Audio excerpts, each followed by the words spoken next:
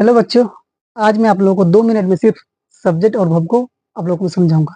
ये पैटर्न खास करके उन बच्चों के लिए है जो छोटे छोटे बच्चे होते हैं और जो बच्चे गांव से बिलोंग करते हैं, जिसको अभी तक सब्जेक्ट में और वर्ब में कंफ्यूजन होता है, जो सब्जेक्ट और वर्ब को पकड़ नहीं पाते हैं। ये पैटर्न खास तौर पर उन लोगों के लिए। तो शुरू करते हैं। वर्ब वर्ब कहते हैं काम को।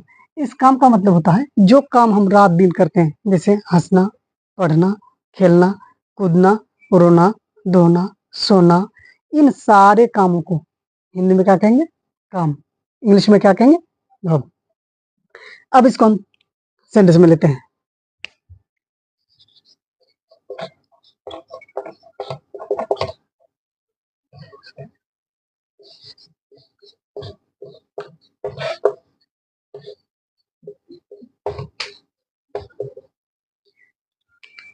वह सो रहा है। वह सो रहा है, यहाँ पे काम। काम कौन सा हो रहा है? सोना। तो इस यही जो काम है इसको कहते हैं काम।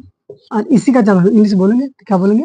वर्ब बोलेंगे। इसी प्रकार जब हम जो भी हम सेंटेंस को लेते हैं, जैसे पंखा घूम रहा है, तो पंखा घूम रहा है, तो घूमना जो यहाँ पे काम है, इसको हम काम कहेंगे और इंग्लिश में क्या कहेंगे? वर्ब कहेंगे। उसी प्रकार हम दूसरा का ट्रांसलेशन लेंगे, जैसे पक्षी उड़ रही है, तो उड़ना क्या हो गया? काम।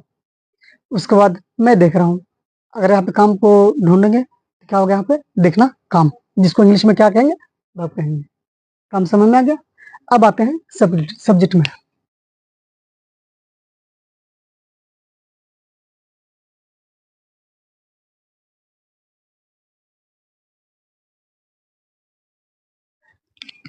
अब सब्जेक्ट सब्जेक्ट का जो अगर शुद्ध हिंदी में लेंगे तो इसका होता है कर्ता। उसको छोड़िए, अपने हिसाब से समझिए। अपने हिसाब से क्या समझेंगे? सब्जेक्ट। काम करने वाले को क्या कहलाएंगे? सब्जेक्ट। मतलब जो भी व्यक्ति, पहले काम को पकड़िए, वो व्यक्ति अगर वो काम को करेगा तो उस काम को करने वाले को क्या कहलाएंगे? सब्जेक्ट। जैसे एग्जाम्पल के तौर पर लीजिए,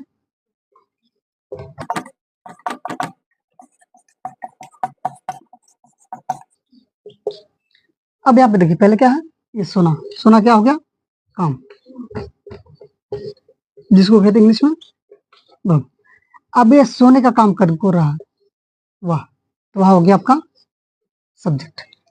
तो जो भी चीज, इंसान हो कोई भी जानवर हो, अगर वो काम को करेगा तो उस काम के करने वाले को क्या कहलाएंगे? सब्जेक्ट कहलाएंगे। जैसे एग्जांपल में लिया था, पंखा घूम रहा है, तो यहाँ पे काम क्यों कौन सा हो रहा है? घूमना। तो घूमना हो गया काम। तो वर्ब और सब्जेक्ट का और भी एग्जांपल लेते हैं और समझते हैं और उसको पकड़ने की कोशिश करते हैं। जैसे मैं कूद रहा हूँ, तो यहाँ पे कूदना हो गया काम। अब उस काम को कौन कर रहा? मैं। तो मैं जो कूदने का काम कर रहा हूँ, इसीलिए मैं आपका हो गया सब्जेक्ट और कूदना हो गया काम, जिसको इंग्लिश में क्या कहेंगे? वर्ब कहेंगे। उसी प्रकार अगर मैं देखूं, हवा बह रही है, तो यहाँ पे जो काम हो रहा है, कौन सा काम?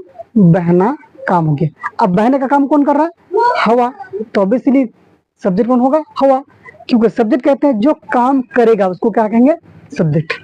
दूसरा एग्जांपल और भी लेते हैं, जैसे पत्ता गिर रहा है। अब यहाँ पे काम को पकड़िए, काम कौन सा हो रहा है? तो गिरना। गिरना हो गया काम। अब गिरने का काम कौन कर रहा है? तो पत्ता। तो पत्ता हो गया आपका सब्जेक्ट। इसीलिए मैं आपको बताता हूँ कि सबसे पहले आप काम को पकड़िए। उस काम को जब पकड़ लीजिएगा, उसको देखिए वो काम को कर कौन रहा है। जो भी काम को करेगा उसका नाम पड़ जाएगा सब्जेक्ट। तो इसीलिए बोलता है काम करने वाले को सब्जेक्ट कहते हैं।